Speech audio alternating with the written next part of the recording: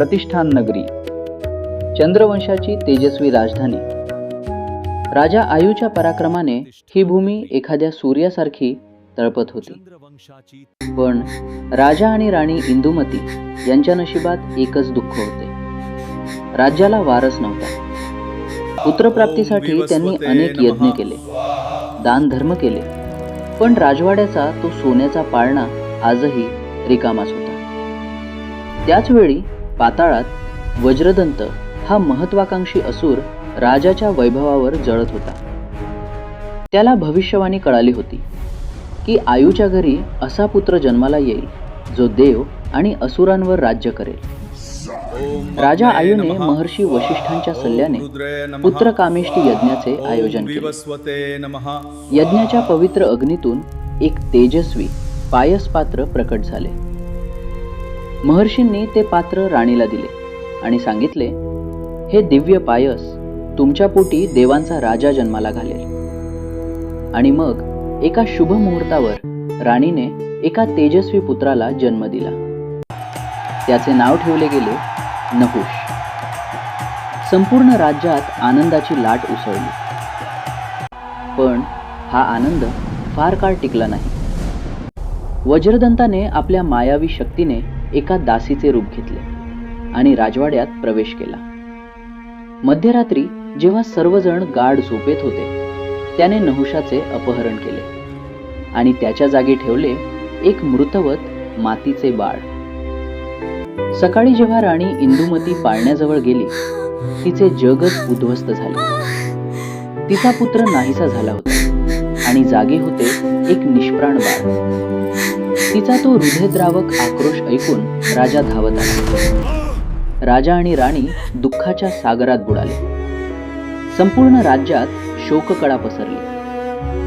वज्रदंताला वाटले आता त्याचा मार्ग मोकळा झाला आहे. त्याने नहुषाला एका घनदाट अरण्यात एका झाडाखाली सोडून दिले. पण नियतीला काही वेगळेच मान्य होते. त्याच अरण्यात आरण्यानी नावाची एक तपस्विनी राहत होती. ती निसर्गपूजक होती. तिला पशुपक्ष्यांची भाषा समजत होती. तिला बाळाच्या रडण्याचा आवाज आला आणि ती त्या दिशेने धावली. आरण्यानीने बाळाला काळजाशी धरले. त्याच्या गळ्यात एक राजेशाही पदक होते, चंद्रवंशाचे चिन्ह. तिला उमजले हे बाळ सामान्य नाही. तिने त्याचे नाव ठेवले वनराज. वर्ष सरली. नहुष जो आता वनराज होता, आरण्यानीच्या सावलीत मोठा झाला. त्याने धनुर्विद्या, शस्त्रकला आणि निसर्गाचे गूढ ज्ञान आत्मसात केले. तो प्राण्यांशी बोलू शकत होता. जंगलाचा प्रत्येक कोपरा त्याला माहीत होता. तिथेच त्याची बिल्लकुमार काष्टाशी मैत्री झाली. दोघे एकत्र शिकारीला जात सराव करत. पण कधी कधी काष्टाच्या मनात वनराजाच्या श्रेष्ठत्वामुळे ईर्ष्या निर्माण होत असे. एक दिवस वज्रदंताचे सैनिक शिकारीला आले. त्यांनी एका हरिणीच्या पाडसाला घेतले. नहुषाने ते पाहिले आणि चवताळलेल्या वाघासारखा तो सैनिकांवर तुटून पडला. त्यानं एकट्यानं सर्वांचा पराभव केला. लढाईत नहुषाच्या गळ्यातील पदक बाहेर आले. एका सैनिकाने ते ओळखले. आरण्यानीनेही ते पाहिले आणि तिला खात्री पटली. तिने नहुषाला त्याच्या जन्माची संपूर्ण कहाणी सांगितली. आपले सत्य जाणून नहुष शहारला. त्याला आईवडिलांची आठवण आली आणि वज्रदंताच्या क्रूरतेचा प्रचंड राग आला. त्यानं आईवडिलांना सोडवण्याचा निश्चय केला. आरण्यानीनं त्याला आशीर्वाद दिला आणि एक दिव्य धनुष्य दिले, जे साक्षात भगवान शंकराचे होते. नहुष प्रतिष्ठानकडे निघाला. वाटेत संकटांचा डोंगर होता, पण तो थांबला नाही.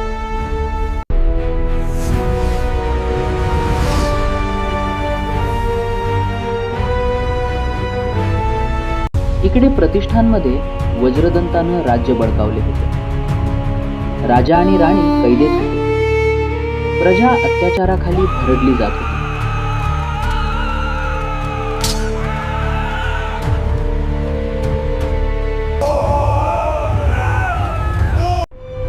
सीमेवर पोहोचला.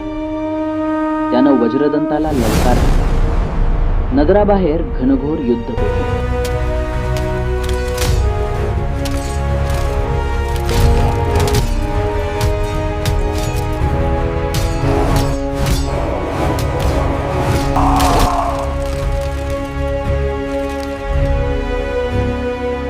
नहुषाने आपल्या अमोघ अस्त्रांच्या वर्षावाने वज्रदंताच्या राक्षस सैन्याचा धुव्वा उडवला होता.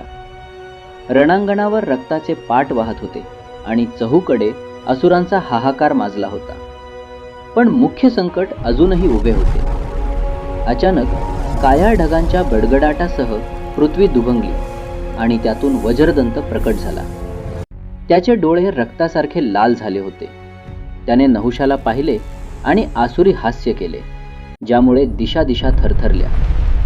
नश्वर मानवा, तू माझ्या सैन्याला हरवले असेल, पण काळ आणि मृत्यू यांच्याशी तू कधीच जिंकू शकणार नाहीस. दोघेही एकमेकांसमोर उभे ठाकले. वज्रदंताने आपली काळगदा हवेत फिरवली आणि नहुषावर प्रहार केला. नहुषाने चपळाईनीने झेप घेतली आणि गदा जमिनीवर आदळली. तो आघात इतका भीषण होता की आसपासची डोंगराची शिखरे पत्त्यांसारखी कोसळली. नहुषाने आरण्यानीने दिलेले दिव्य पिनाक धनुष्य उंचावले आणि एक बाण सोडला. जसा तो बाण वज्रदंताच्या जवळ गेला तसे वज्रदंताचे शरीर धुरासारखे विरघळले आणि तो एकाच वेळी 10 ठिकाणी दिसू लागला. आकाशातून इंद्र, अग्नी आणि वायुदेव हे युद्ध चिंतेने पाहत होते, तर पाताळातून दानव नहुषाच्या मृत्यूची प्रतीक्षा करत होते. पृथ्वी या महाबलाढ्य प्रहारांनी हादरून गेली होती. जणू प्रलयच जवळ आला होता. नहुषाने आपले डोळे मिटले. त्याने बाह्य मायेकडे दुर्लक्ष करून शत्रूच्या हृदयाच्या धडधडीवर लक्ष केंद्रित केले.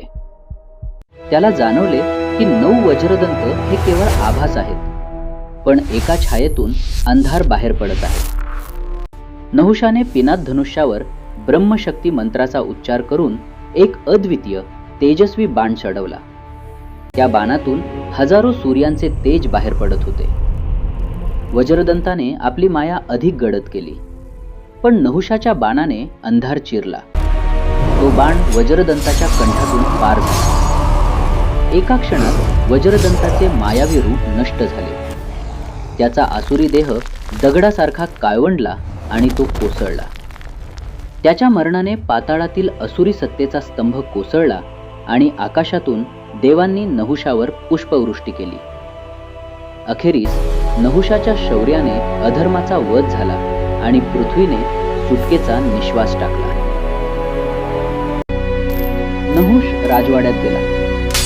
त्यानं आईवडिलांना मुक्त केले. जेव्हा त्यानं ते पदक दाखवले, राजा आयू आणि राणीला आपला पुत्र गवसला.